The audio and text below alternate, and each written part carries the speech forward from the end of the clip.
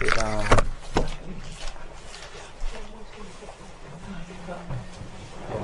Prenons d'abord... Prenons acte 9. Prenons acte 9.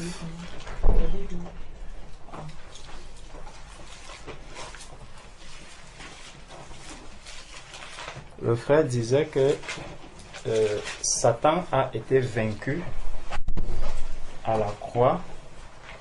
On le voit dans les Écritures, Jésus qui dit « Tout est accompli ». Et lorsque Jésus meurt, il y a les ténèbres qui envahissent la terre. Donc, je voulais qu'on aille dans Acte 9, mais prenons d'abord ce passage qui nous montre la mort de Jésus-Christ. Ce qui s'était passé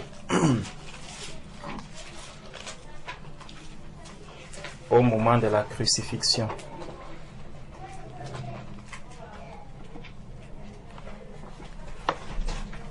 Dans Acte 27, Matthieu 27, pardon.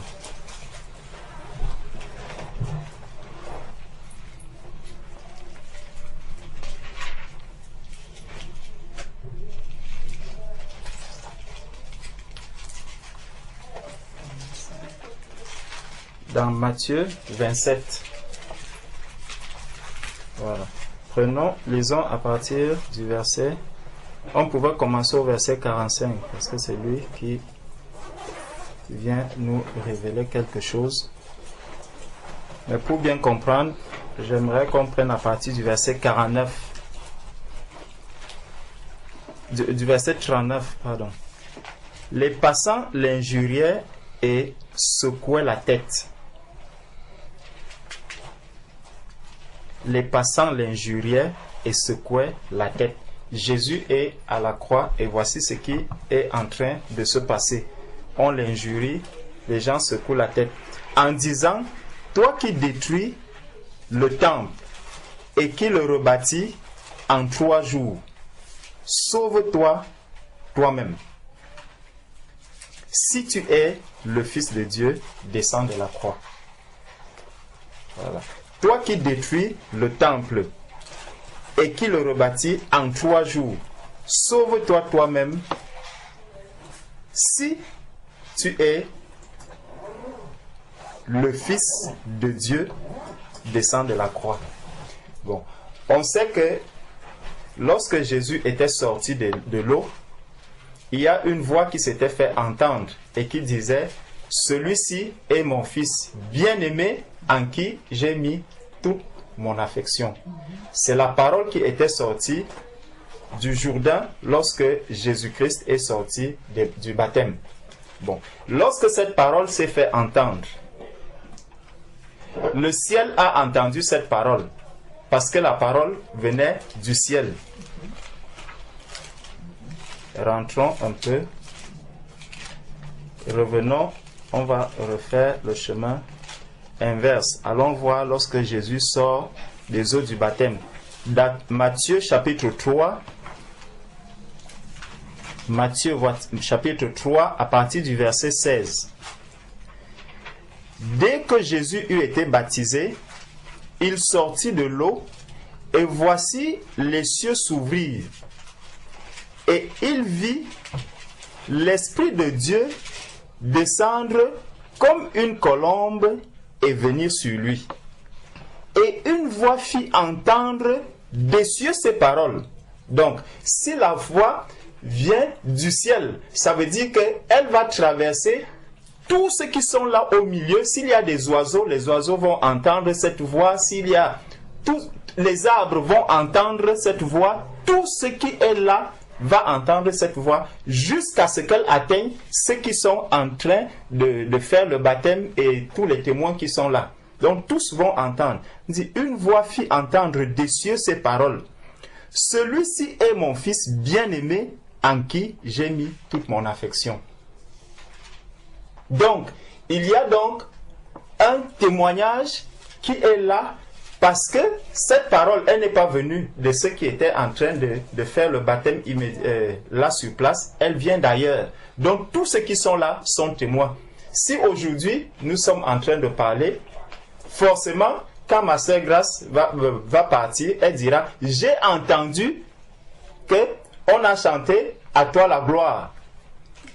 Cette parole, elle est venue de telle et de telle personne. Donc tous ceux qui étaient là sont témoins de la voix qui s'est fait entendre. Revenons donc dans Matthieu 27. Dans Matthieu 27, nous étions au verset 40, où il était dit, « Toi qui détruis le temple et qui le rebâtis en 3 jours. » Donc, c'est ce que Jésus-Christ avait dit. On lui dit donc maintenant, sauve-toi toi-même. Si tu es le Fils de Dieu, descends de la croix. Nous avons déjà partagé dessus et on a vu que si Jésus décidait de descendre à la croix, il pouvait le faire. Ce n'est pas parce qu'il en était incapable, mais s'il descendait de la croix, c'était fini pour l'humanité. Donc, chaque jour déjà où nous avançons, sachons que le but aussi du diable, dans des choses, les défis qu'il va même nous présenter au-devant de nous, ça sera pour qu'on s'éloigne de Dieu. Descends de la croix, abandonne la foi, renonce. C'est pour ça qu'on priait le Seigneur, que Seigneur vienne nous en aide pour que nous soyons vigilants. Parce que souvent, si Jésus n'était pas vigilant, si Jésus n'était pas concentré sur l'essentiel, sur le point fixe, le point central qui était le salut de l'humanité. Même à la dernière minute, Jésus pouvait dire, vous voulez me faire, vous voulez que je vous montre que je suis le Fils de Dieu? Il faisait tac, tac, tac. Il descendait de la croix, c'était terminé. Terminé pour l'humanité tout entière. Donc, ce que le Seigneur avait déjà dit en regrettant l'être humain qu'il a créé quand il a vu l'abomination qu'il y avait sur la terre. Le monde devait être dans un chaos. On devait être dans une situation sans issue. Si Jésus-Christ descendait de la croix à ce moment. Pourquoi? Parce que là, il va falloir qu'il y ait quelque chose qui va créer, qui va marquer la différence, le début d'un nouvel ère, si on peut dire ainsi. Donc, si tu es le Fils de Dieu, descends de la croix. Les principaux sacrificateurs et les scribes, avec les scribes et les anciens, se moquaient aussi de lui. Donc, on voit bien les gens qui connaissent aussi la parole de Dieu, même comme elle ne la porte pas toujours dans le sens de l'édification, du perfectionnement, mais c'est des gens qui connaissent la parole. Et c'est eux aussi qui vont se moquer ici. Les anciens se moquaient aussi de lui et disaient, il a sauvé les autres et il ne peut se sauver lui-même. C'est quand même impressionnant de voir comment est-ce que l'être humain, et parfois c'est l'être humain qui est même avisé, qui est bien avisé. Quand il va te voir, les gens viennent vers maman, prie pour moi. La maman est là, elle prie. Ils dit, ah vraiment, Nana, elle a prié pour moi aujourd'hui, j'avais tel problème, j'étais bloqué dans tel ministère, il y a tel papier qui était bloqué. Aujourd'hui, vraiment la situation est décantée, tout va bien. Mais quand elle arrive, quand la personne entre là, elle voit maman coucher. C'est ça. Mais tout ce qu'elle fait là pour les autres, mais pourquoi elle-même n'arrive pas? Peut-être que ce n'est pas elle qui a même prié. Peut-être que ce n'est même pas sa prière qui a agi. C'est ça. Dieu, lorsque Dieu se manifeste, Dieu peut utiliser n'importe qui. La parole de Dieu nous dit, la prière du juste a une grande efficacité. Tu es un juste, tu vas prier, le résultat va s'accomplir.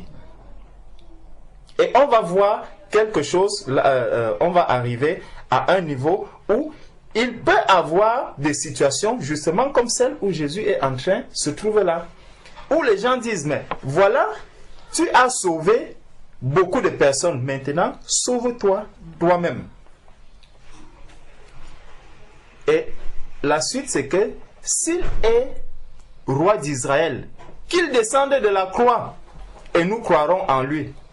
C'est vrai que c'est paradoxal. Un roi qui est à la croix. Un roi qu'on est en train de maltraiter, d'éliminer comme ça, comme un brigand, comme un malfaiteur, comme un vulgaire personnage. Mais il est écrit que c'est lui, le roi d'Israël. Bon. Ça étonne beaucoup de personnes. Qu'il descende de la croix et nous croirons en lui. Donc, il donne la condition qu'il descende de la croix pour croire en lui. Vous allez donc croire en qui? La parole de Dieu nous dit que le monde entier est sous la puissance du malin.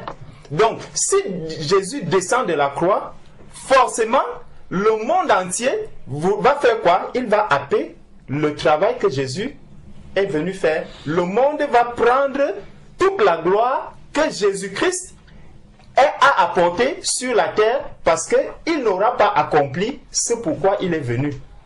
Renoncer, faire le sacrifice, se sacrifier lui-même pour les impies que nous étions. Et donc, beaucoup de personnes disaient que descends de cette croix, alors nous allons croire en toi. Donc, abandonne la foi et alors tu deviendras des nôtres. Tu es dans une situation difficile, tu traverses des moments difficiles avec ton mari, tu es persécuté. Et les gens te disent, mais si c'est seulement à cause de la parole de Dieu, mais laisse la parole de Dieu, rejoins ton mari, vous serez en paix. Si c'est parce qu'on te persécute au niveau de ton travail, mais c'est simple, le travail, ça te donne la nourriture, ça te donne de l'argent, le salaire à la fin du mois. Mais laisse Dieu faire ton travail. Est-ce que Dieu va te nourrir? Est-ce que Dieu va te faire ceci? Est-ce que Dieu va te faire? On va te donner, te présenter tout ce qui est à l'inverse de ce que Dieu attend de toi. C'est ce qu'on demandait ici à Jésus. Descends de la croix, alors nous allons croire en toi. Renonce à Dieu, et puis tu auras tout ce que tu veux auprès de nous. Si tu renonces à Dieu, nous irons encore en boîte de nuit. J'irai en boîte de nuit avec toi. Je vais encore plus t'aimer, toi mon épouse. Je vais encore t'offrir tous les cadeaux que je t'offrais. Nous n'aurons plus de problème ici à la maison. Nous n'allons plus jamais nous disputer. Nous n'allons plus jamais de querelles. Il n'y aura plus rien il n'y aura plus quelque chose qui viendra nous déranger. La question c'est, lorsque Jésus n'était pas encore à la croix, est-ce qu'ils ont cru en lui? Ils veulent maintenant que c'est quand il est à la croix qu'il descende. Tous les miracles que Jésus avait fait depuis, pourquoi ils n'ont pas cru en lui? On voit que c'est vraiment la ruse du diable. Nous devons ouvrir les yeux sur les ruses du diable. Soyons très vigilants. Écoutons bien et comprenons vraiment le langage qui est autour de nous, le langage qui arrive dans nos oreilles. Quand une voix arrive, de qui est cette voix? Est-ce qu'elle vient de Dieu? Est-ce qu'elle vient de l'autre? Jésus discernait, même avec ses disciples, ses propres disciples. Quand Pierre parle, il dit, ça c'est la voix de Pierre. Il parle encore, il dit non, ça ce n'est plus Pierre. Loin de moi Satan. Discernement. Nous devons discerner les voix qui se font entendre autour de nous. Et ces voix, elles arrivent de plusieurs manières parce que ce qui se passe ici, réellement, qui ne souhaiterait pas ne pas arriver à la croix, parce que ce qu'ils sont en train de dire, c'est un peu ce que Pierre avait déjà dit à Jésus au début, quand il lui disait que tu n'iras pas à la croix. Mais ceux-ci sont en train de lui dire, au moment même où il est à la croix, il dit, mais non, descends. Pourquoi tu vas mourir, tu vas accepter la mort? Descends de la croix. Bon. Donc, au verset 43, il s'est confié en Dieu, que Dieu le délivre maintenant s'il l'aime. Car il a dit, je suis fils de Dieu. Donc, que Dieu montre maintenant qu'il l'aime. Qui ici peut dire que Dieu ne l'aime pas? Si nous nous sommes approchés de Dieu, c'est parce que nous avons dit que je trouve l'amour auprès de mon Dieu, parce que chacun de nous sait que il est sauvé par l'amour que Dieu lui a manifesté en donnant son Fils Jésus-Christ. Donc chacun de nous ici ne peut pas dire que Dieu ne l'aime pas. Les brigands crucifiés avec lui l'insultaient de la même manière. Verset 45 donc. Depuis la 6e heure jusqu'à la 9e, il y eut des ténèbres sur toute la terre. Ils ont demandé à Jésus de descendre de la croix. Ils ont voulu voir des choses. Ils voulaient voir un miracle. Mais ils ont vu le miracle qu'ils n'imaginaient même pas. La Bible nous dit, depuis la 6e heure jusqu'à la 9e, il y eut des ténèbres sur toute la terre. Or, nous savons que la terre, le fuseau horaire de la terre n'est pas le même. Donc, nous pouvons être ici à minuit, les autres sont là-bas 13 heures, d'autres sont là-bas 1 heure du matin, d'autres même 13 heures. Mais imaginez subitement, on est là, on nous dit il y a des ténèbres sur toute la terre, la terre est dans l'obscurité. Tu appelles aux États-Unis, on te dit mais c'est chaud ici, hein? Il n'y a pas de lumière, on ne sait pas ce qui se passe. Tu appelles à tel autre pays, on te dit mais c'est la même chose ici. C'est un événement mondial. C'est le monde entier qui a été au courant de cet événement. Vous avez simplement voulu que le miracle qui va s'accomplir avec Jésus, que vous soyez seul à le voir comment Jésus descend de la croix. Mais Jésus leur montre un miracle qui est au-delà de ce qu'ils voulaient voir. Vous avez voulu voir, vous n'allez pas le voir seul. C'est toute la terre qui va voir et qui sera au courant de ce qui est en train de se passer. Parce que lorsque les ténèbres s'étendent sur toute la terre, forcément l'information va passer, puisqu'il y aura des questionnements. Qu'est-ce qui est en train de se passer? Mais pourquoi il y a ceci? Les scientifiques vont commencer à faire leurs études. Les historiens vont commencer à étudier. Est-ce qu'il y a déjà eu un tel événement depuis tant d'années? Ils vont étudier. La Bible nous dit, depuis la 6e heure jusqu'à la 9e, il y a eu des ténèbres sur toute la terre. Donc, on est passé, on a vu que vraiment c'est le péché, l'abomination, parce que la Bible dit que nous étions dans les ténèbres. Ce sont ces ténèbres-là que le Seigneur Jésus est en train de montrer que voilà tout ce qu'il y avait comme péché, voilà tout ce qu'il y avait comme ténèbres. C'est tout ça qui est en train de tomber. C'est ça qui est en train de partir. C'est ça que je suis en train d'enlever. Je suis venu pour enlever les ténèbres et apporter maintenant la lumière. C'est toutes les ténèbres qu'il y avait sur la terre, tout le péché qu'il y avait sur la terre. Jésus-Christ est en train de le laver, de l'enlever, de le purifier. Comme quand on regarde un peu, lorsqu'il y avait le déluge, quand il y avait le déluge, en ce moment, au moment du déluge, il y a ceux qui avaient cru au Seigneur. Noé, il avait cru au Seigneur, il était hors de l'eau, tout seul. Vous voyez, c'était celui qui croyait en Dieu, il est sorti de l'eau avec sa famille. Maintenant, au moment où Jésus meurt à la croix, c'est Jésus qui est là, qui porte tous les péchés sur lui.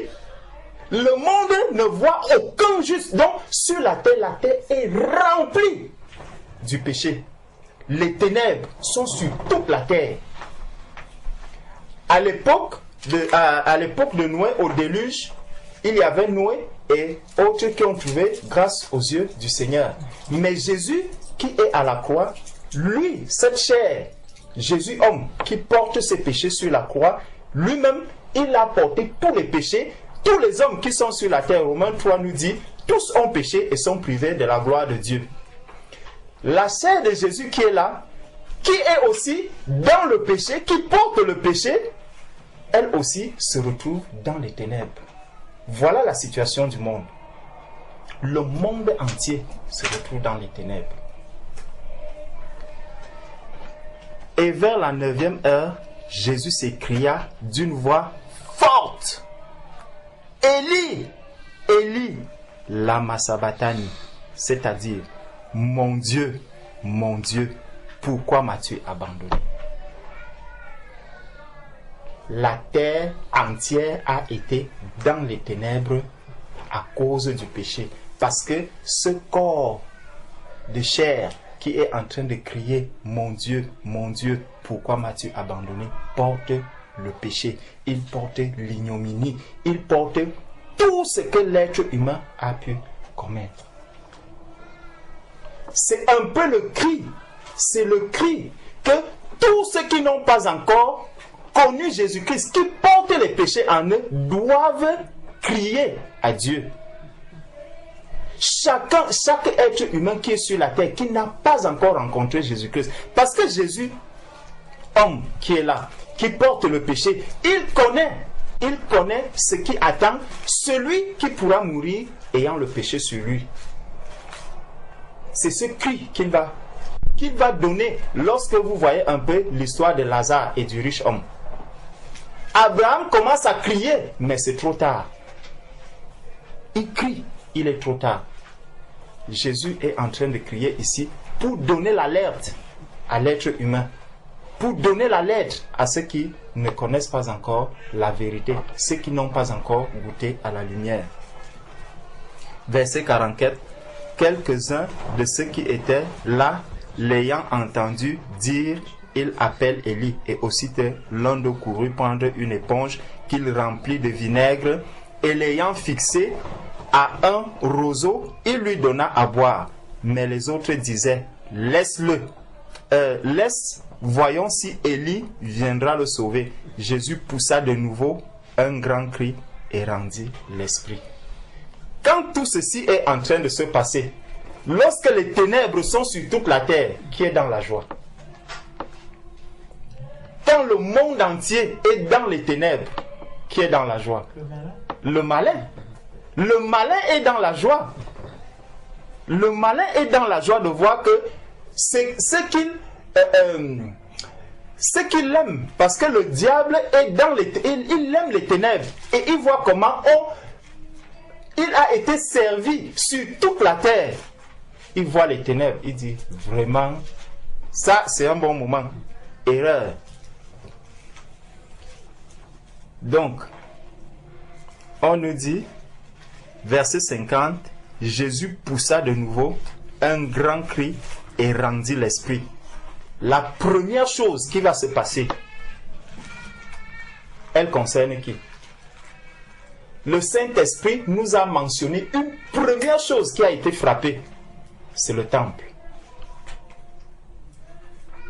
Là, on ne nous dit plus que les hommes qui étaient à côté, non. La cible première, c'était le temple. La Bible nous dit au verset 51, et voici le voile du temple se déchira en deux. Lorsque Jésus meurt, les ténèbres sont là et tout, on voit tout ce qui est en train de se passer. La première chose que le Saint-Esprit mentionne, c'est que le voile du temple se déchire. Le voile du temple se déchire. L'homme est libéré. L'homme peut maintenant accéder directement à Dieu, à son Créateur, à son Sauveur, à son Père. L'être humain n'est plus un inconnu dans la maison de Dieu. L'être humain n'est plus étranger. Il suffit qu'il entre et il devient direct en connexion avec le Père. La Bible nous dit, et voici, le voile du temple se déchira en deux. Depuis le haut jusqu'en bas, la terre trembla et les rochers se fendirent. La terre trembla. Cette terre qui a été dans les ténèbres, lorsque le voile du temple se déchire, regardez un peu la puissance qu'il y a, qui est en train de se manifester. Les choses sont en ordre. Et voici, le voile du temple se déchira en deux, depuis le haut jusqu'en bas. La terre trembla. et les rochers se fendirent. La terre tremble, les rochers se fendent. Les sépulcres s'ouvrirent. Qui est dans les sépulcres? C'est les morts. C'est les morts qui sont dans le sépulcre. Le voile, le temple est touché parce que le temple qui était physique, ce temple-là, il se déchire. Il y a maintenant accès direct au lieu très saint. Et lorsque pendant qu'on peut donc accéder, comme nous pouvons déjà accéder dans le lieu très saint, qu'est-ce qui va se faire? La terre va commencer à trembler. Quand un enfant de Dieu se convertit, quand un enfant de Dieu vient dans le Seigneur, il y a des tremblements qui se passent autour de toi. Il y a des tremblements qui se passent au moment d'une véritable conversion. Il y a des tremblements qui vont s'effectuer. La terre trembla, les rochers se fendirent. Regardez comment le rocher est dur. On nous dit en ce moment-là, lorsque le voile du temple se déchire, ces choses qui sont encore fermées en nous, lorsqu'elles se déchirent, c'est souvent des catastrophes qui se passent tout autour de nous. Des cris. Et par la suite, c'est les sépulcres. Direct, on va au niveau des sépulcres. Les morts, tous ceux qui étaient morts, ils commencent à revenir à la vie. Les sépulcres s'ouvrirent et plusieurs corps des saints qui étaient morts ressuscitèrent. Étant sortis des sépulcres après la résurrection de Jésus, ils entrèrent dans la ville sainte et apparurent à un grand nombre de personnes. Donc là, on est venu ici pour voir un peu ce qui s'est passé avec Jésus-Christ. Lorsque Jésus est mort à la croix, lorsqu'il y a eu les ténèbres sur toute la terre. Revenons maintenant dans Acte 9. Parce que de là, on a vu que les morts ressuscitent, les sépulcres se sont ouverts, donc les saints sont sortis et ils sont entrés dans les villes. Lorsque les saints sont même sortis pour entrer dans les villes, la Bible nous rappelle ce que les saints sont. Un grand nombre de personnes, non? Ils sont venus et on nous dit et apparurent à un grand nombre de personnes. Le témoignage. Donc les gens veulent entendre et connaître le témoignage. Allons maintenant dans Acte 9 où nous devrions nous retrouver lors de la conversion de Saul.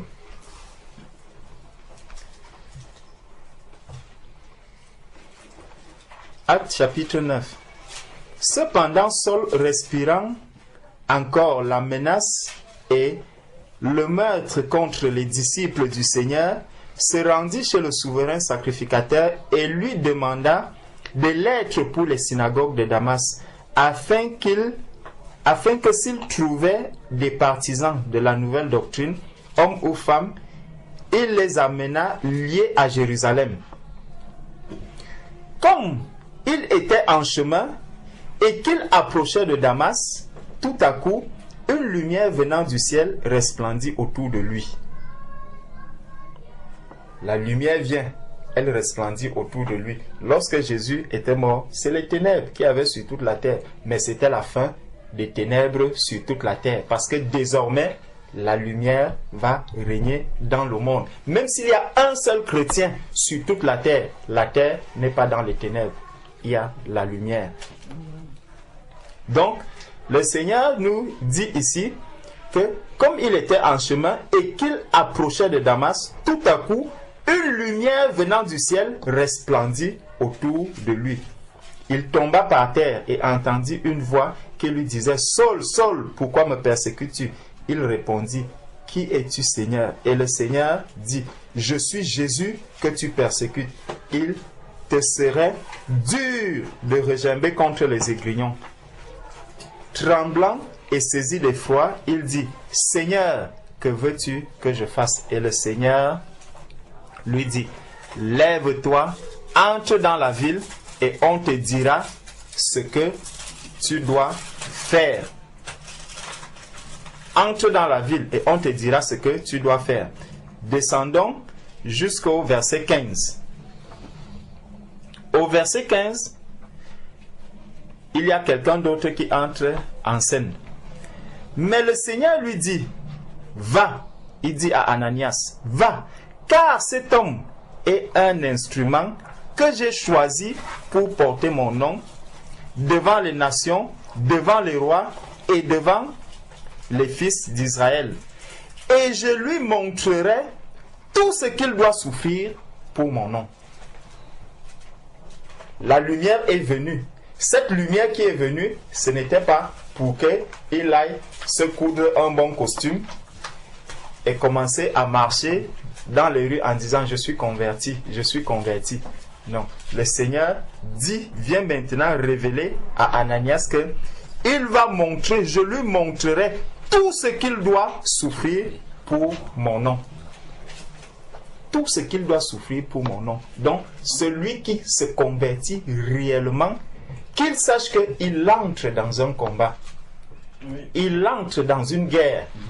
Il entre dans un processus de souffrance, souffrance, souffrance, souffrance. Et cette souffrance-là, tu ne souffres pas parce que tu es incapable de sortir de cette souffrance par la chair. Non, tu dois rester dans cette souffrance. Tu vas souffrir parce que tu te sens justement tellement fort que tu veux attirer à toi ceux qui sont encore faibles, ceux qui sont encore dans les ténèbres, ceux qui n'ont pas encore compris qu'ils doivent sortir de là où ils sont pour la lumière. C'est pour ça que lorsque Jésus mourait, il y avait les ténèbres.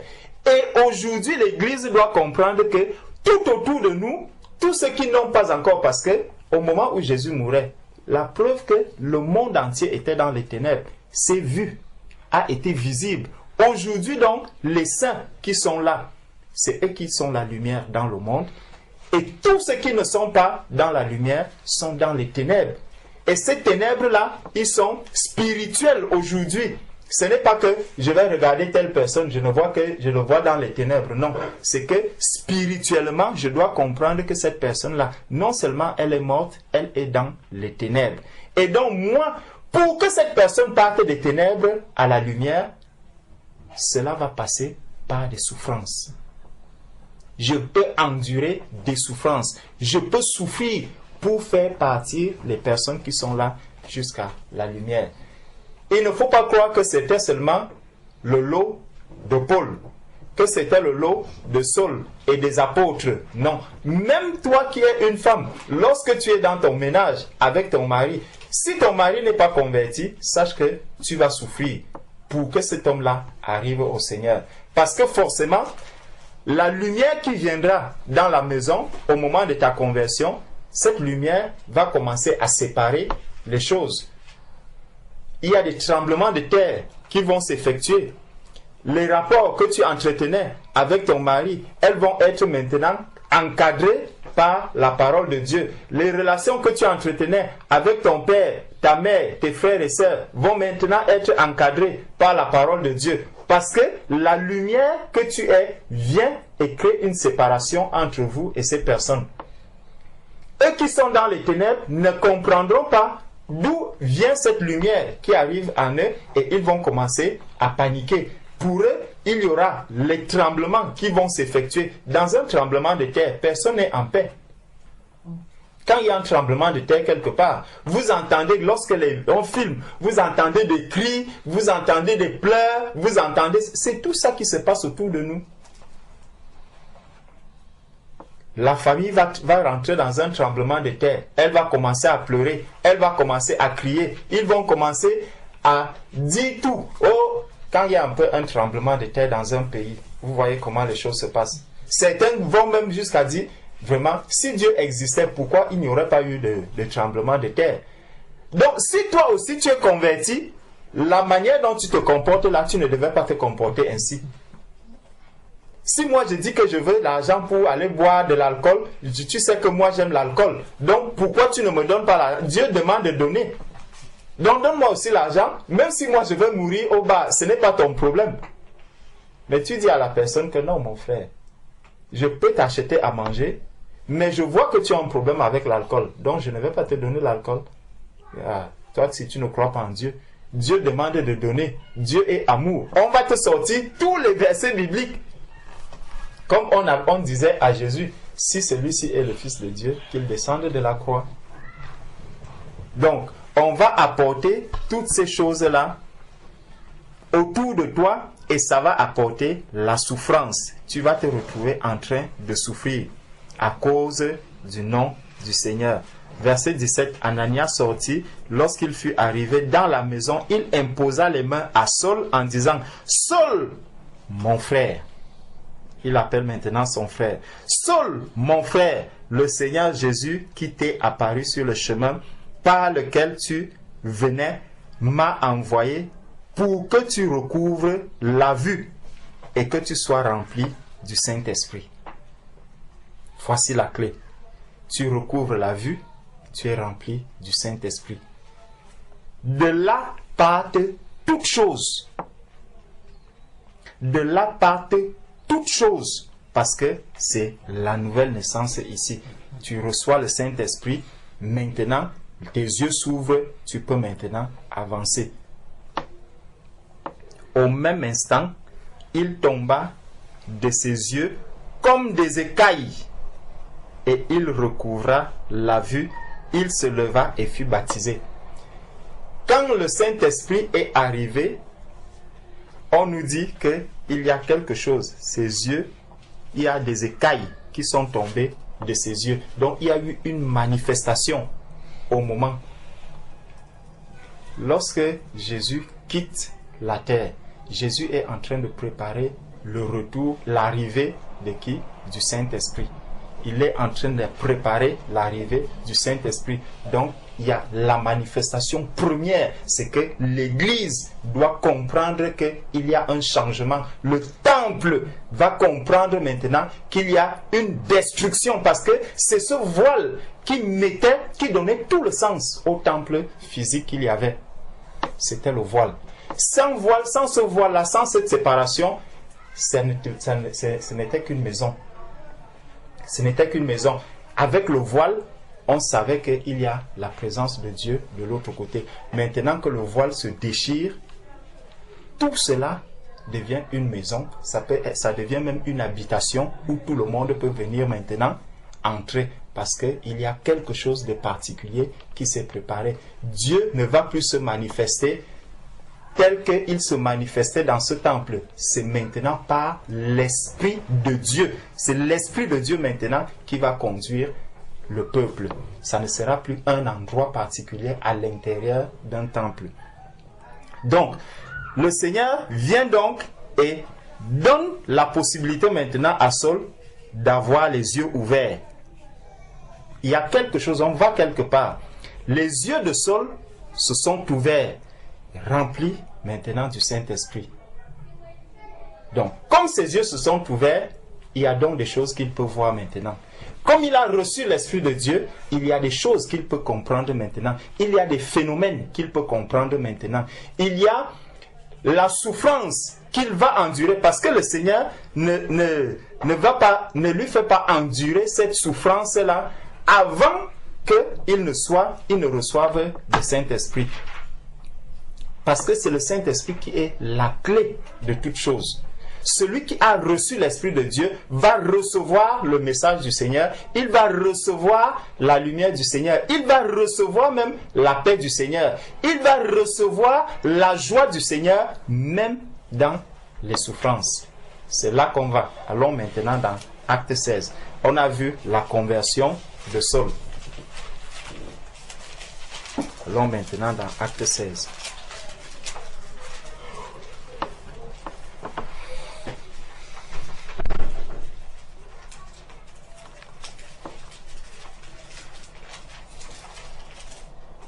Dans Acte 16,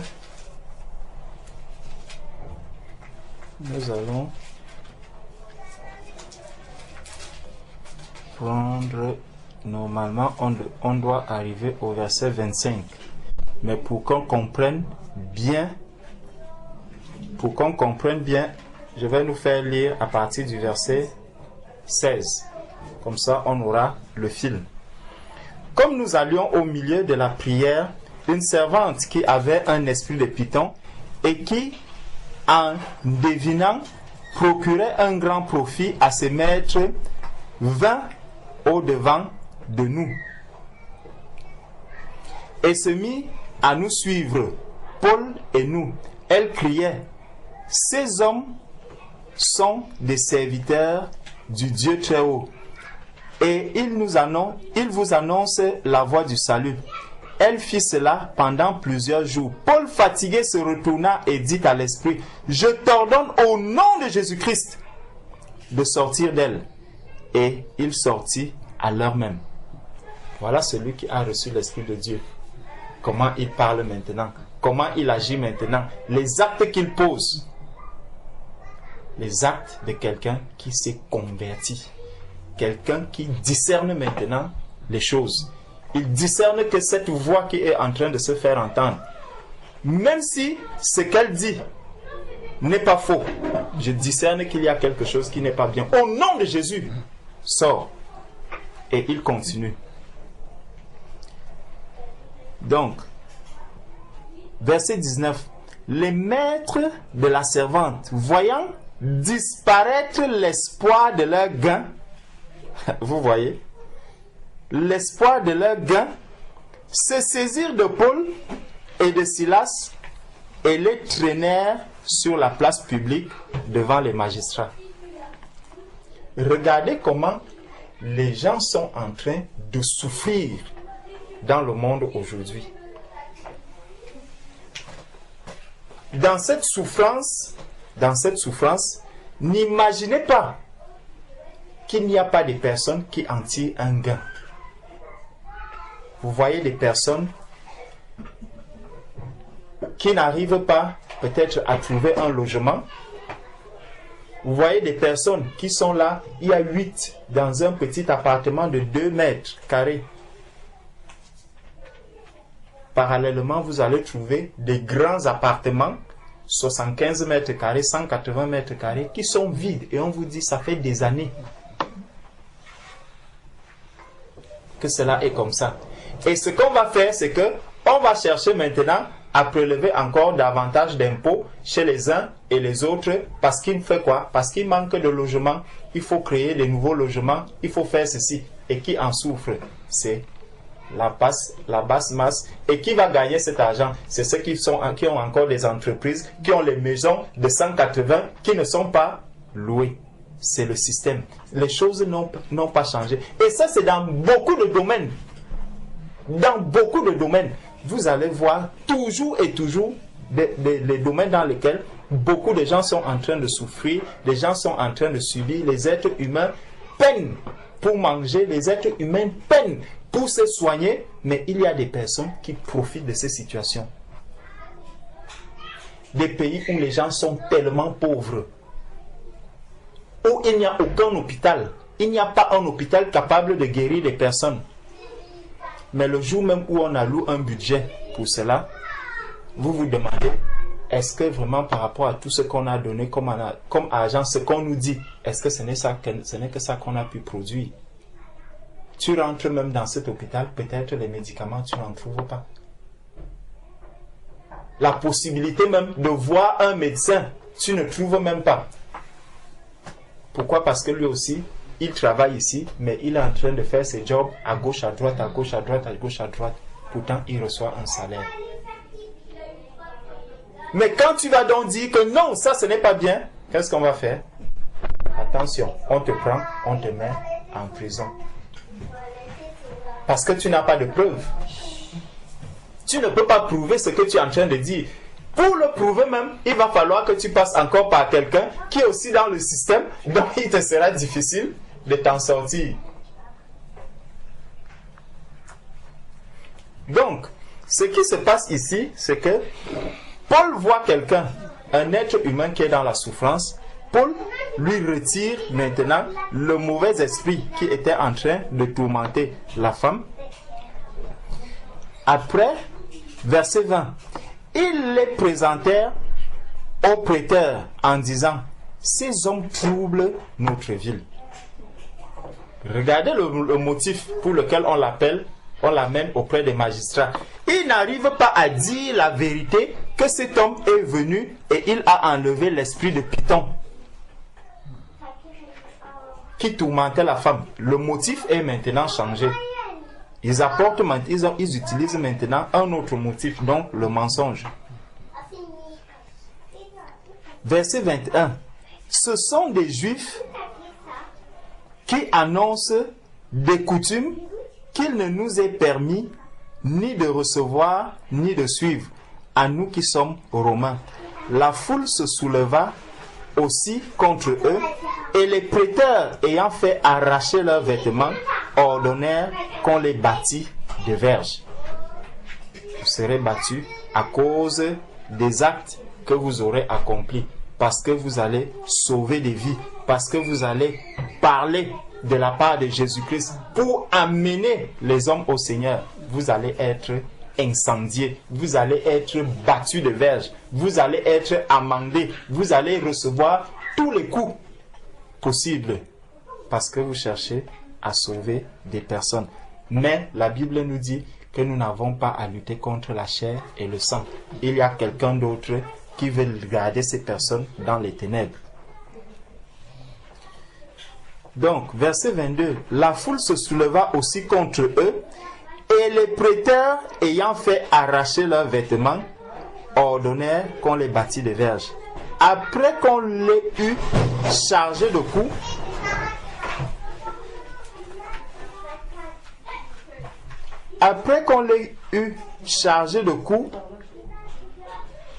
Dans la chambre des enfants.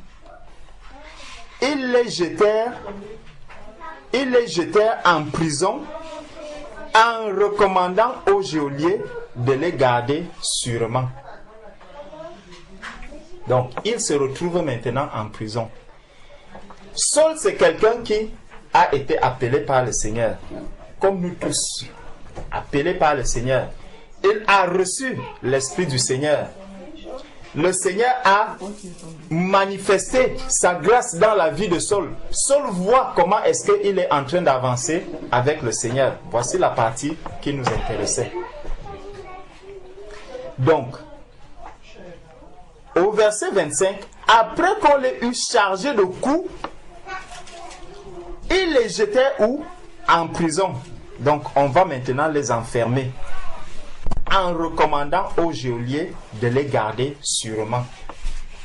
C'est dans cette prison maintenant que Paul va se trouver un moyen maintenant de louer le Seigneur, d'adorer le Seigneur, de glorifier le Seigneur et de sauver les âmes. C'est dans cette prison. Lorsqu'on se convertit, nous rentrons dans un processus où nous sommes appelés à agir dans la souffrance, malgré les manques, malgré tout ce que nous avons. Le but essentiel, ce n'est plus d'être dans une joie terrestre, dans une paix terrestre, mais c'est d'être dans une joie céleste, dans une paix céleste, une paix où le salut des âmes va s'accomplir et va se manifester.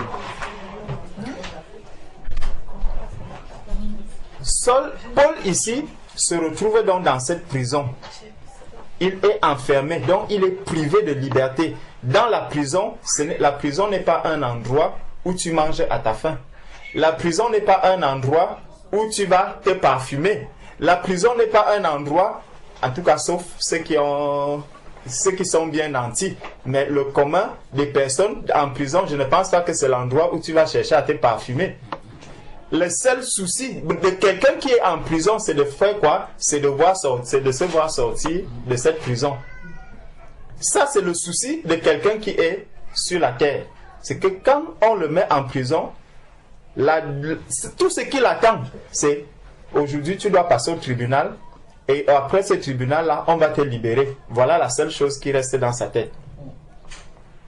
Mais le cas de Saul, ce n'était pas du tout ça. Parce qu'on ne nous dit pas que Saul avait le désir de sortir de la prison ou de quoi. Non. Il se demandait, là où je suis dans cette prison, qu'est-ce que je dois faire? Qu'est-ce que je dois faire? Et la Bible répond à cette question. La Bible répond à cette question, on était... Attendez, je me suis... Voilà. Vers le milieu de la nuit, Paul et Silas priaient et chantaient les louanges de Dieu. Donc, pendant que les gens se préoccupent de « je vais même sortir d'ici quand ?» ils se posent des questions. Paul lui dit « ah, gloire à Dieu, ça me permet, parce que vous n'allez pas me mettre dans une prison de la prison. Non, je suis déjà en prison, donc maintenant, je peux louer le Seigneur, je peux adorer le Seigneur. Au moins, c'est la liberté que l'on me donne dans la prison. Je vais louer, je vais louer, je vais louer, je vais adorer. Si on me dit sors de là, tu gênes déjà les gens, va. Je vais leur dire, est-ce que j'ai insulté? Non. Qu'est-ce que j'ai fait? J'ai chanté. Vous me demandez d'aller louer où? Va à la cour. J'arrive à la cour, je me mets à adorer, je me mets à chanter, je me mets à élever le nom du Seigneur. Pendant que les autres se préoccupent de comment je vais sortir de la prison, quel avocat viendra plaider en ma faveur, qu'est-ce qui viendra faire ceci. Pendant que les autres se préoccupent de cela, Saul ne regarde pas lui-même. Il trouve un moyen de louer son Dieu. Il trouve un moyen d'adorer ton Dieu. Dans la prison où tu es aujourd'hui, mon frère, ma soeur, adore le Seigneur. Amen. Trouve une occasion d'adorer le Dieu puissant, d'adorer le glorieux Dieu, parce qu'il t'a donné ce qui était très puissant, ce qui était le plus fort. C'est pour ça qu'on est parti déjà de ce que Jésus-Christ a accompli à la croix. Lorsqu'il a accompli ce phénomène-là à la croix, quand il déchirait le voile du temple, et il a fait de nous maintenant des sacrificateurs, un royaume, pour que nous puissions éclairer ceux qui sont autour de nous. Voilà pourquoi lorsque Saul se convertit, c'est la lumière que le Seigneur lui présente, ce n'est pas les ténèbres. Pour lui montrer que toi là, tu vas maintenant avancer dans la lumière. Tu dois apporter la lumière partout où tu es. Et dans cette prison, Saul apporte la lumière. Dans la louange, dans l'adoration, c'est la lumière qu'il apporte dans cette prison. Les prisonniers n'ont jamais vu quelque chose d'aussi extraordinaire, d'aussi impressionnant. Dans cette prison, il y a des vies qui vont être transformées. Il y a la puissance de Dieu qui va se manifester dans cette prison. Si Paul avait regardé sa condition à lui, si Paul avait regardé le coup qu'il a déjà subi avant d'entrer en prison, il serait en train de chercher quelqu'un qui le masse. Il serait en train de chercher quelqu'un qui lui met un baume sur le corps. Mais il ne fait plus un cas de son corps. On se demande comment est-ce que Paul arrivait à s'en sortir. Comment est-ce qu'il arrivait à guérir de ses blessures. Parce qu'on ne nous dit pas qu'il avait des blessures puantes ou que ceci, non. C'est quelqu'un qui était fouetté. On te fouette et au lieu de t'amener dans un hôpital, c'est dans la prison qu'on va te laisser. Et sur haute instruction en disant qu'il faut absolument veiller sur cet homme. Dans cette prison où on le met. Donc on nous dit, et Paul et Silas priaient et chantaient les louanges de Dieu et les prisonniers les entendaient. Ils envoient les prières, ils se mettent à louer, ils prient. Quand ils finissent de prier, ils louent. Quand ils sont en train de louer, ils envoient la puissance de Dieu. La puissance de Dieu, elle opère. Verset 26. Tout à coup, il se fit un grand tremblement de terre. Lorsque Jésus était à la croix, quand les ténèbres ont vu et tout, on nous a dit qu'il y a eu un tremblement de terre. Nos prières doivent faire trembler la terre autour de nous. Nos louanges doivent faire trembler la terre autour de nous. C'est pour ça que beaucoup de personnes, vous arrivez dans un endroit, quand vous commencez à louer le Seigneur, on vous dit, monsieur, taisez-vous. Monsieur, taisez-vous. Vos louanges là, on ne veut pas. Si vous voulez chanter, il y a des maisons, des endroits particuliers où vous pouvez chanter. Ici, on ne chante pas en désordre. Au même moment, quelqu'un d'autre arrive, il commence à chanter Johnny Hallyday et tout. Vous allez voir des personnes qui viennent, il va même poser une assiette. Toi, tu chantes, tu ne demandes pas une quelconque récompense. Tu ne poses pas l'assiette. Tu chantes simplement comme ça. Tu parles simplement comme ça. Tu te mets toi seulement dans ces milieux-là. Tu commences juste à prier. Tu pries juste Dieu. Tu ne parles à personne. Tu pries juste Dieu. Tu vas voir comment la police viendra t'arrêter. On va dire que tu troubles. Tu sèmes du trouble. La personne commence maintenant à chanter Johnny Hallyday ou elle chante Georges Brassens ou qui. Tu poses, tu vas voir des gens qui viennent là, ils viennent mettre une pièce. Ils viennent mettre une pièce.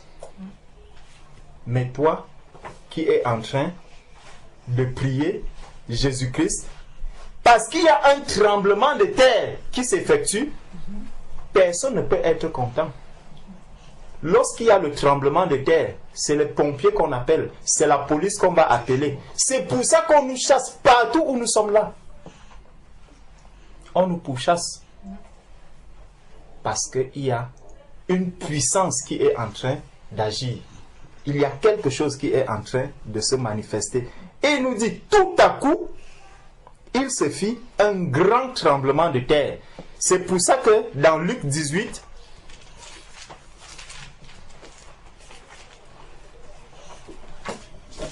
dans Luc chapitre 18,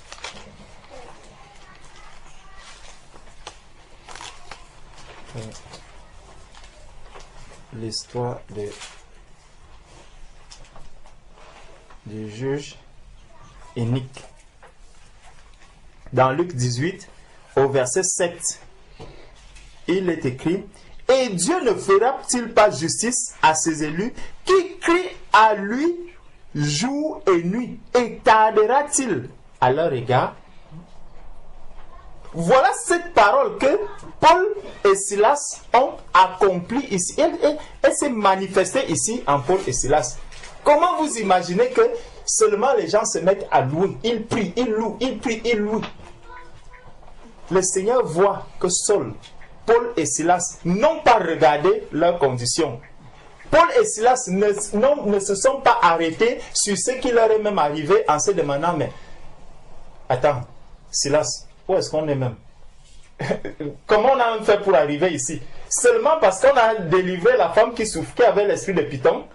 C'est à cause de ça? Non. Alors il faut qu'on aille demander pardon à ces personnes. Qu'on aille même leur expliquer ce qui s'est passé. Ils savaient bien que ce qu'ils disaient là n'était pas vrai. Ils savaient que c'est parce que la femme a été délivrée de l'esprit de Python. Donc ils pouvaient demander encore, aller se justifier devant les magistrats et tout et tout. Paul et Silas ne s'attardaient pas dessus parce qu'ils comprenaient qu'ils ne sont pas en train de combattre contre la chair et le sang, mais ils combattent l'ennemi véritable, le vrai ennemi, notre adversaire. Le vrai adversaire, ce n'est pas ces personnes qui vont les tenir et les mettre en prison, pas du tout. Il y a quelque chose derrière.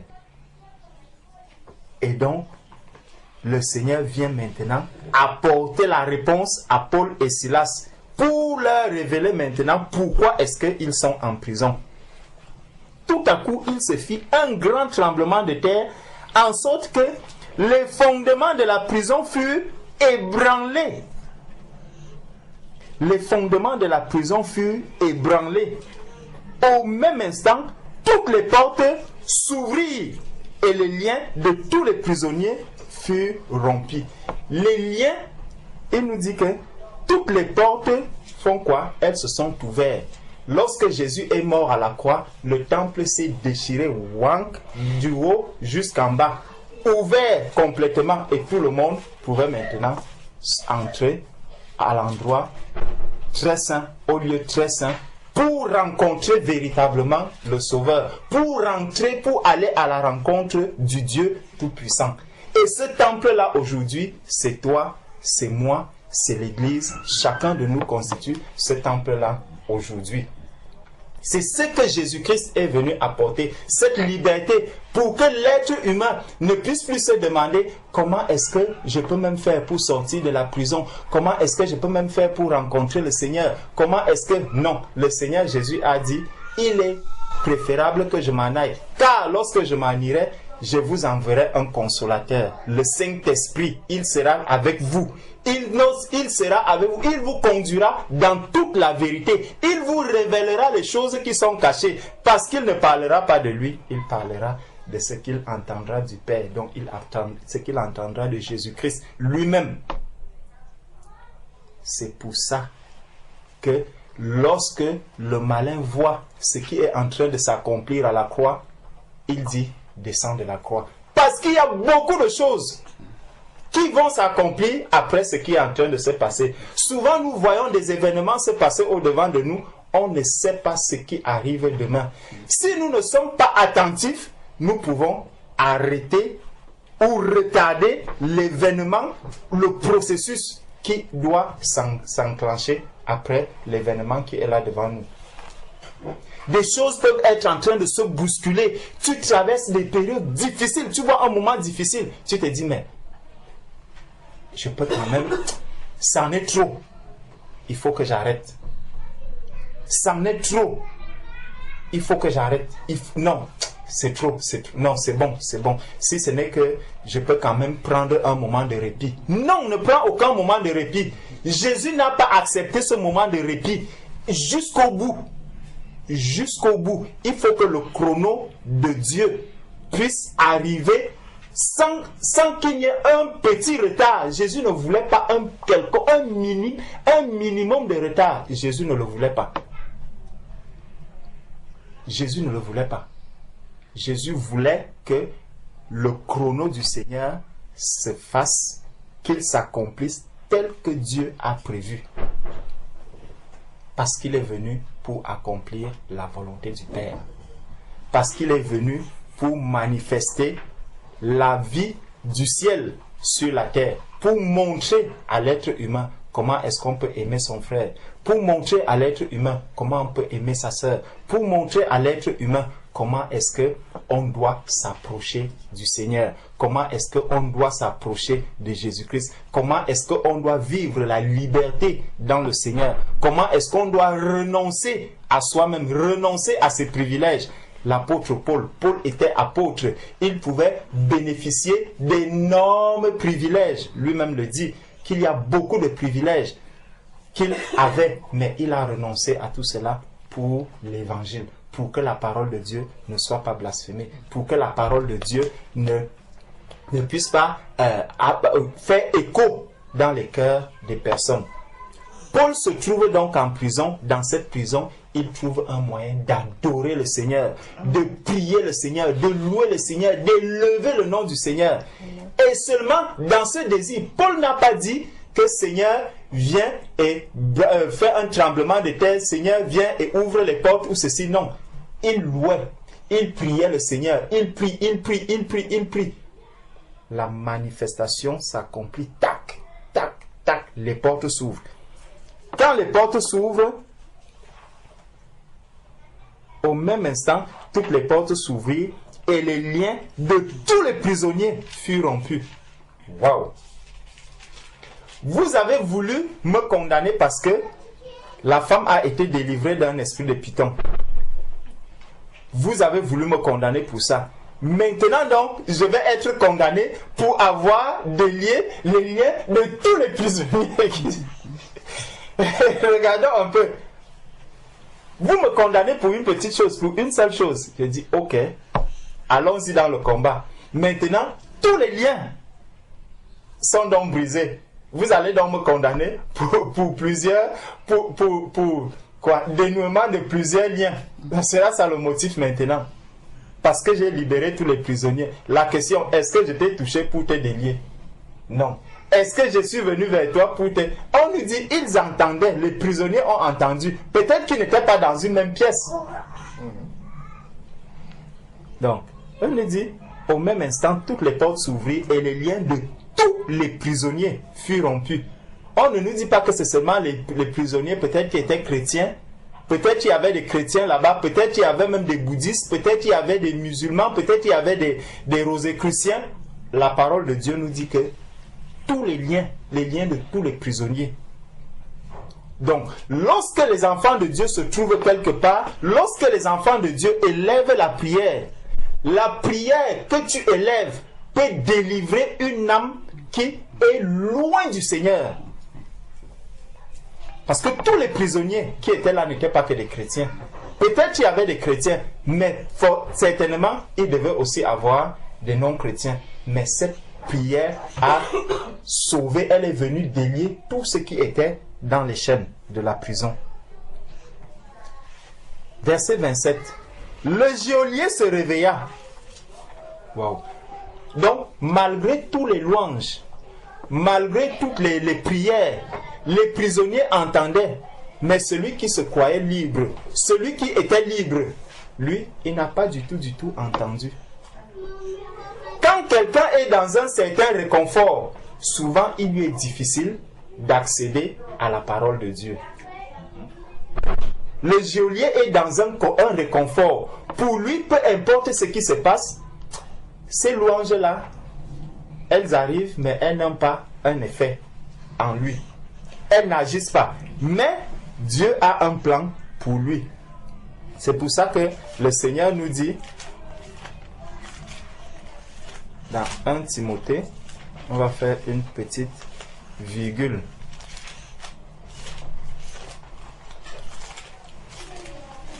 On va faire une petite virgule.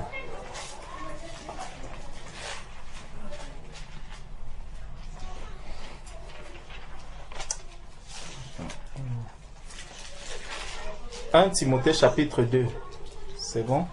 J'exhorte donc avant toute chose à faire des prières, des supplications, des requêtes, des actions de grâce pour tous les hommes, pour les rois et pour tous ceux qui sont élevés en dignité, afin que nous menions une vie paisible et tranquille en toute piété et honnêteté.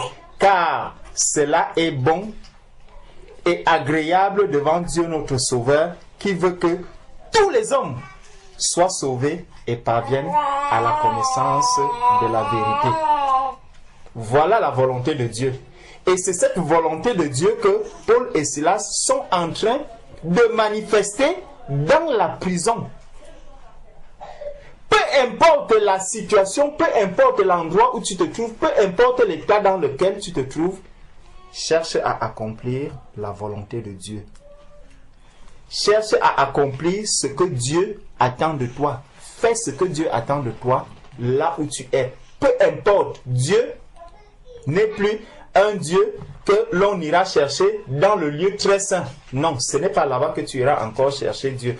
Le Seigneur avait dit à la Samaritaine que, Jean 4 aussi, ne cherche pas un endroit où tu iras prier pour les autorités, où tu iras prier pour que la puissance de Dieu se manifeste. Ce n'est plus dans un endroit quelconque.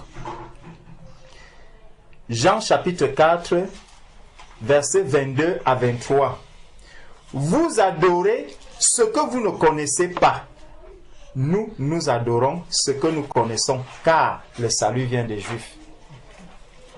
Dieu n'est plus un Dieu confiné quelque part, un Dieu réservé à une catégorie de personnes, un Dieu que l'on va aller chercher à tel ou tel endroit. Non. Paul et Silas manifestent la puissance de Dieu dans la prison, dans les chaînes, dans un endroit inimaginable que personne ne pouvait imaginer. C'est là que Paul et Silas vont manifester la puissance de Dieu. Donc, au verset 23 de Jean 4, il dit, mais l'heure vient, et elle est déjà venue, où les vrais adorateurs adoreront le Père en esprit et en vérité. Car ce sont là les adorateurs que le Père demande. C'est pour ça que lors de la conversion de Saul, on nous a dit qu'il a reçu le Saint-Esprit. Lorsque Jésus est sorti des eaux du baptême, on nous dit l'Esprit est venu comme une colombe. Toujours, il y a d'abord l'Esprit. Parce que c'est l'Esprit de Dieu qui va nous amener à adorer le Seigneur en esprit et en vérité. Celui qui a reçu l'Esprit de Dieu va donc trouver un moyen d'adorer le Seigneur dans la prison, un moyen d'adorer le Seigneur même dans sa chambre, un moyen d'adorer le Seigneur dans son lieu de travail, un moyen d'adorer le Seigneur dans la rue, un moyen d'adorer le Seigneur dans le bus, un moyen d'adorer le Seigneur dans sa voiture, un moyen d'adorer le Seigneur dans le train, un moyen d'adorer le Seigneur dans l'avion. Partout où tu es, adore le Seigneur. Parce que Dieu est avec toi. L'Esprit de Dieu est en toi. C'est lui qui te conduit. Lorsque l'Esprit de Dieu t'amène dans une adoration, si tu te tais, si tu fermes la bouche, tu ne sais pas ce qui arrive devant toi. Quand tu as envie de louer le Seigneur, loue le Seigneur, adore le Seigneur, tu seras surpris de voir ce qui va se passer devant. Souvent, tu te mets à louer le Seigneur, tu loues. À un moment donné, tu vois une situation, et face à cette situation, il y a la parole de Dieu qui te vient direct, immédiatement, et qui t'empêche, par exemple, de commettre quelque chose de grave, ou qui te sort d'une situation difficile dans laquelle tu pouvais te trouver. Et c'est là où tu comprends que, waouh, vraiment, Dieu est grand. Parce qu'il m'a aidé à sortir de cette situation. La louange des saints, l'adoration des saints, la prière des saints, en tout lieu, partout où tu es, tu peux prier le Seigneur. Ne t'attends pas à ce que tu arrives. C'est souvent amusant quand, dans le monde aujourd'hui, vous arrivez dans un lieu de travail, on vous dit que ici, il est interdit, on est laïque, donc interdit de prier, interdit de faire ceci. Les gens oublient que parfois, je peux regarder ma soeur Frédéric comme ça, je la regarde dans les yeux, ou je baisse la tête, alors que je suis dans une prière puissante.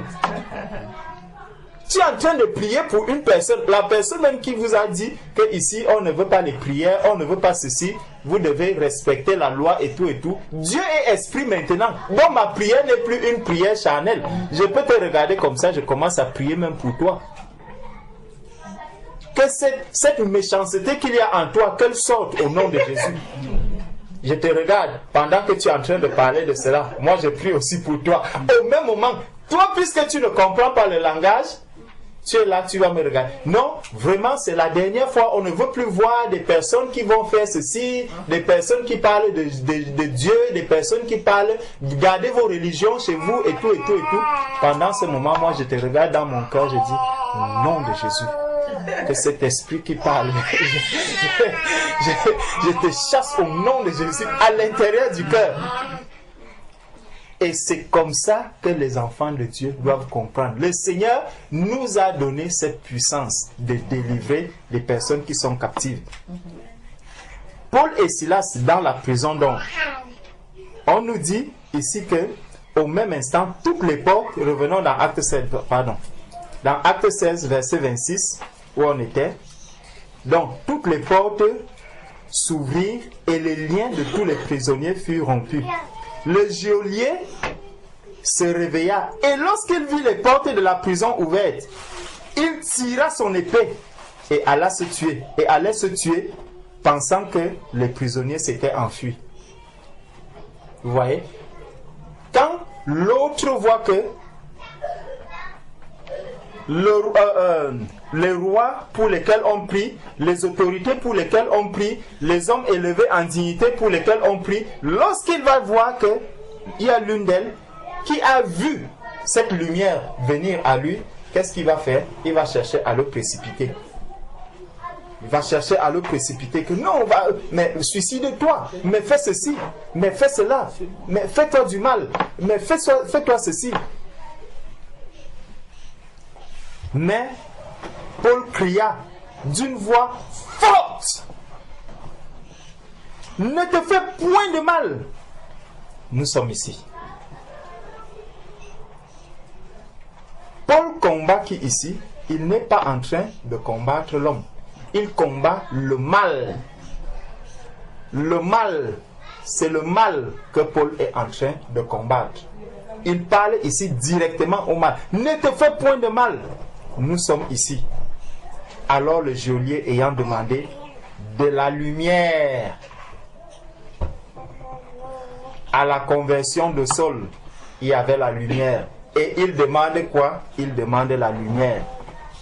Donc, on pourra lui apporter peut-être une torche, on pourra lui apporter une lampe, mais il y a aussi non seulement la lumière physique, mais il y a aussi la lumière spirituelle qui arrive devant lui. Entra précipitamment et se jeta tout tremblant aux pieds de Paul et de Silas. Regardez donc comment les choses se renversent. Lui qui était geôlier, qui avait des prisonniers, qui les détenait, qui gardait ses prisonniers, maintenant c'est lui qui vient encore se jeter aux pieds de Paul et Silas. Verset 30, il les fit sortir et dit, Seigneur, que faut-il que je fasse pour être sauvé? C'est impressionnant parce que... Attendez, je vais regarder quelque chose.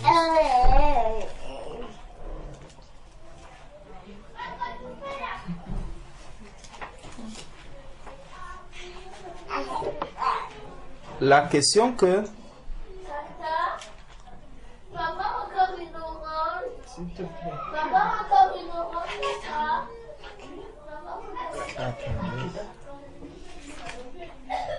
Voilà. La question que Saul avait posée à Jésus, avait posée à Jésus, c'est « Que veux-tu que je fasse ?» Et le Seigneur lui dit « Lève-toi, entre dans la ville et on te dira ce que tu dois faire. » Devant le geôlier maintenant, le geôlier aussi va poser une question.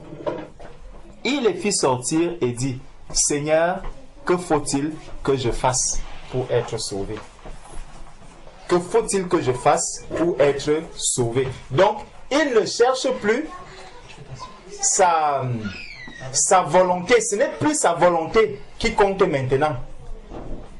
Ce n'est plus sa volonté. C'est maintenant la volonté de Dieu que le geôlier est maintenant en train de chercher.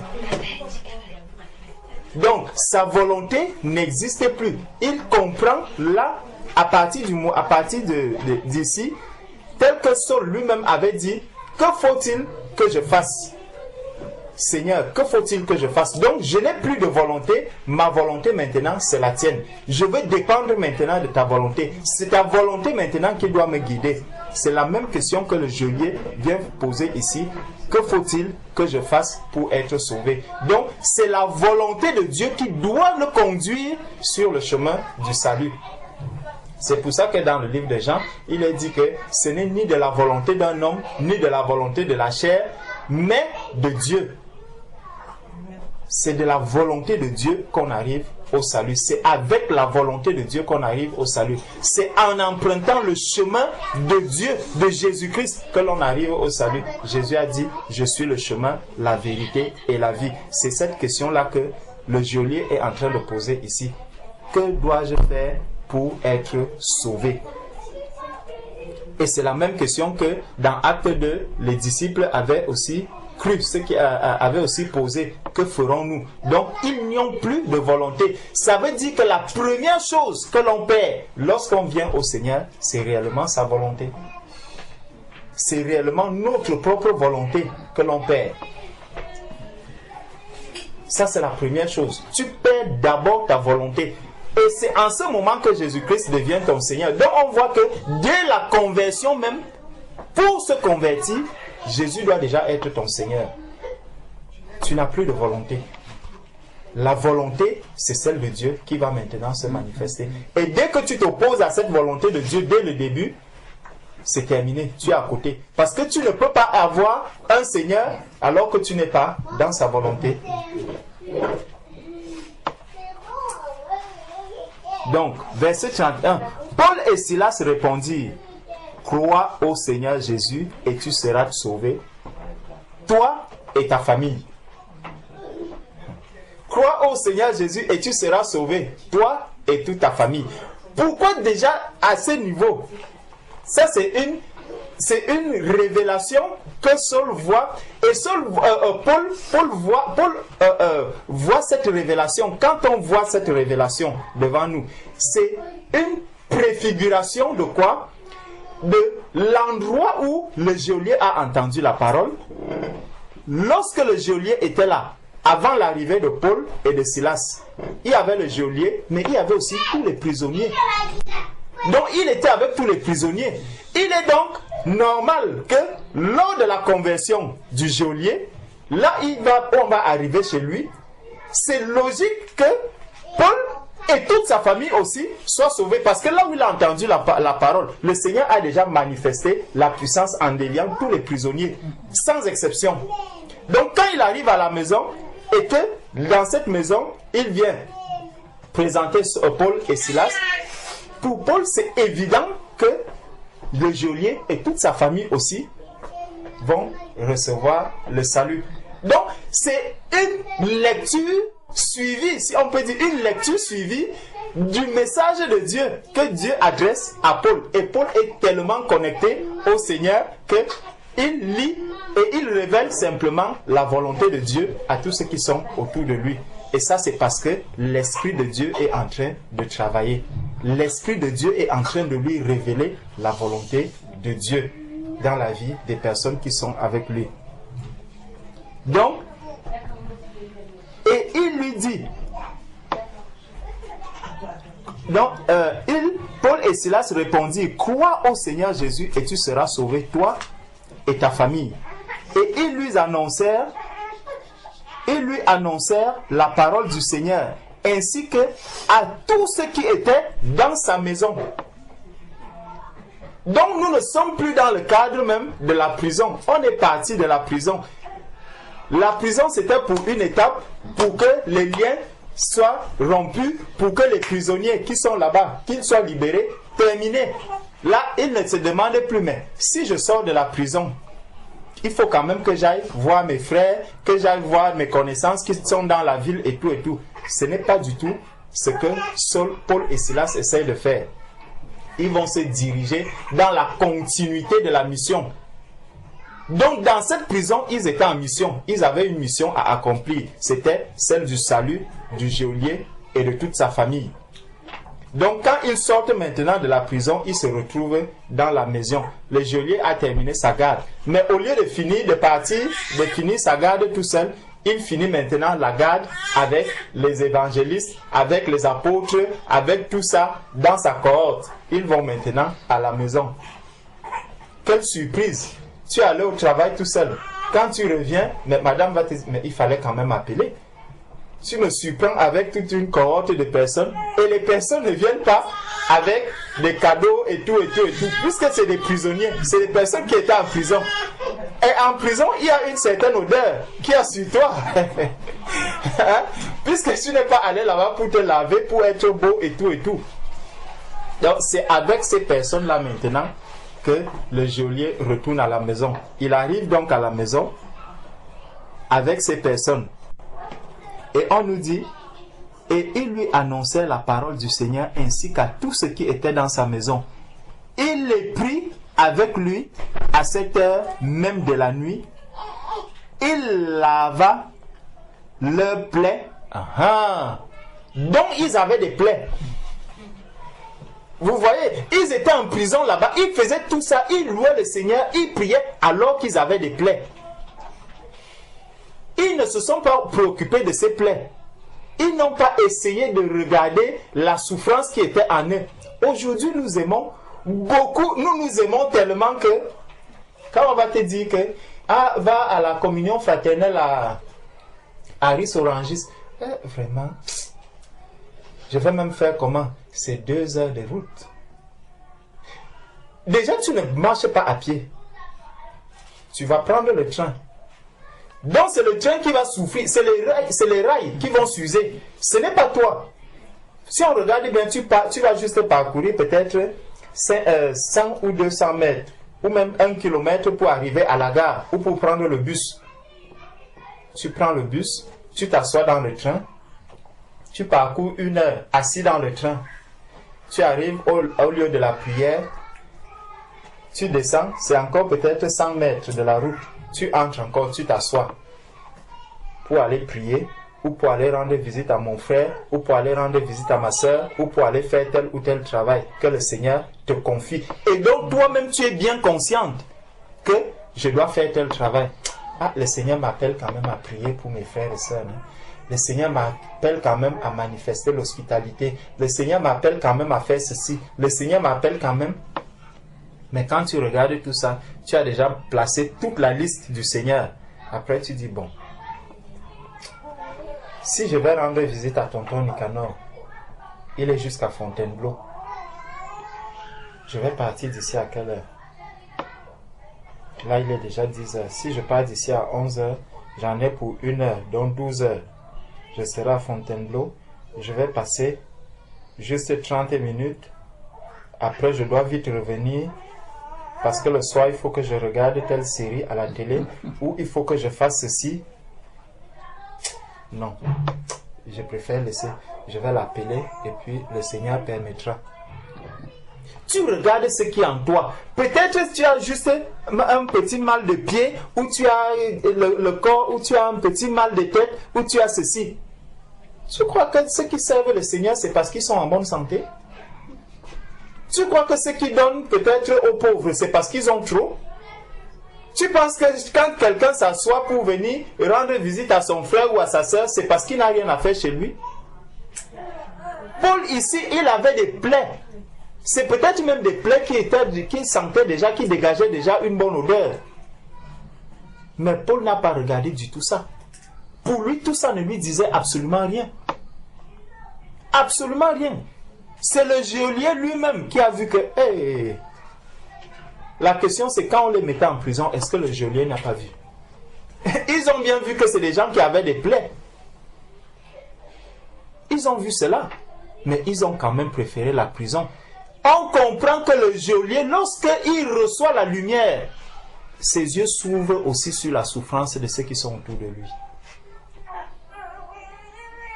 Le geôlier, avant sa conversion, il ne voyait pas la souffrance de Paul et de Silas. Il ne la voyait pas. Maintenant que la lumière est entrée chez lui, la souffrance de ses frères est la première chose qui frappe ses yeux. Et il se dit, non, mes frères ne peuvent pas rester dans cet état. Leur plaie, je dois les guérir.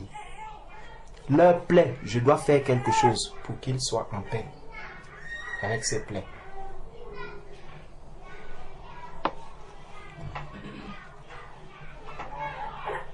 On nous dit, donc, il lava leur plaie, et aussitôt, il fut baptisé, lui et tous les siens. Oh, le Seigneur est merveilleux.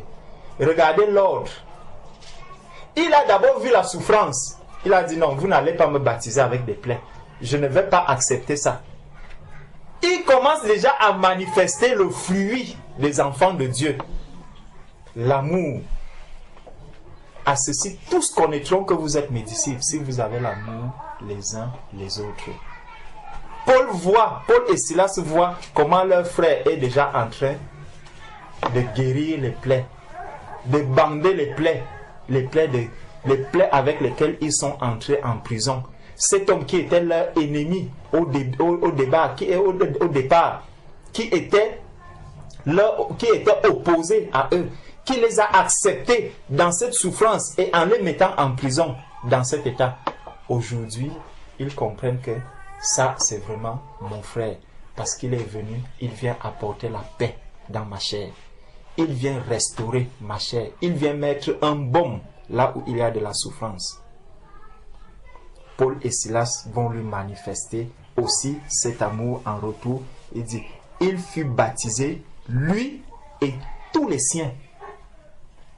Malgré les blessures, malgré les bandes qui sont sur le corps, ils disent que nous n'allons rien laisser. Aucune miette ne va être abandonnée. Il le baptise, il baptise le geôlier, il baptise aussi toute la famille du geôlier. Les ayant conduits dans son logement, il leur servit à manger et il se réjouit avec toute sa famille de ce qu'il avait cru en Dieu. Regardez ce que la prison la grâce que la prison peut apporter dans la vie des personnes. Dans la souffrance, dans la prison où tu es, dans la prison où je suis. Que mes yeux restent fixés sur Jésus-Christ, en le louant, en l'adorant jour et nuit, en priant Dieu, en élevant le nom du Seigneur, en glorifiant le nom du Seigneur. Les âmes qui sont tout autour de moi, ceux qui se réjouissent de la prison dans laquelle je trouveront grâce aux yeux du Seigneur. Parce que j'aurai combattu le bon combat de la foi, non pas par la chair, mais un combat spirituel. Donc, voilà ce que je voulais partager avec nous après la prière du frère. Amen. Amen. Parler de quand Paul il avait ordonné à l'esprit de Python de sortir de la femme, est-ce que dans la vraie vie de tous les jours, est-ce qu'un païen qui fait ce que la femme a fait, est-ce que ça veut dire qu'elle a l'esprit de Python ou pas? Est-ce qu'un païen qui annonce qu'il y a l'esprit de divination, qui dit des choses dans l'avenir, est-ce que cette personne a l'esprit de Python? Ah, les gens qui prédisent l'avenir. Voilà. Bon. Allons dans Prenons Deutéronome chapitre 18.